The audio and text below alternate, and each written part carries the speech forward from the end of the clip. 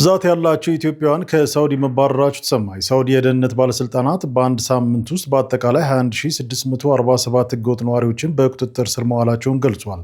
በአንድ ሳምንት ውስጥ በጸጥታ ኃይሎችና ከሚመለከታቸው የመንግስት ኤጀንሲዎች ጋር በመተባበር በተደረገ ፍተሻ ሰዎቹ እንደተያዙ አረብ ኒውስ ዘግቧል። የተያዙት 12838 የነዋሪነት ህግን የጣሱ፣ 4564 የድንበር ደህንነትን ህግን የጣሱና 4245 የሰራተኛ ህግን የጣሱ ናቸው ተብሏል። በአጠቃላይ 12098 ህገወጥ ነዋሪዎች ከሀገር እንደተባረሩም ተገልጿል።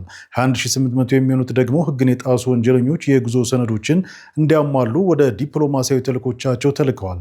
6012 ህገወጥ ወንጀለኞች የጉዞ ሂደታቸው እንዲያጠናቅቁ መደረጋቸውም ተዘግቧል። ወደ ሳውዲ ድንበር በህገወጥ መንገድ ለመሻገር ሲሞክሩ የተያዙት ሰዎች ቁጥር ደግሞ 1943 ሲሆን ከነዚህም ውስጥ 45 በመቶ የየመን ዜጎች፣ 54 በመቶ የኢትዮጵያ ዜጎች እና 1 በመቶ ደግሞ የሌሎች ሀገሮች አባላት መሆናቸው ተገልጿል። በህገወጥ መንገድ ከሳውዲ ለመውጣት ሲሞክሩ የነበሩ 37 ሰዎችም ተይዘው ታስረዋል ተብሏል።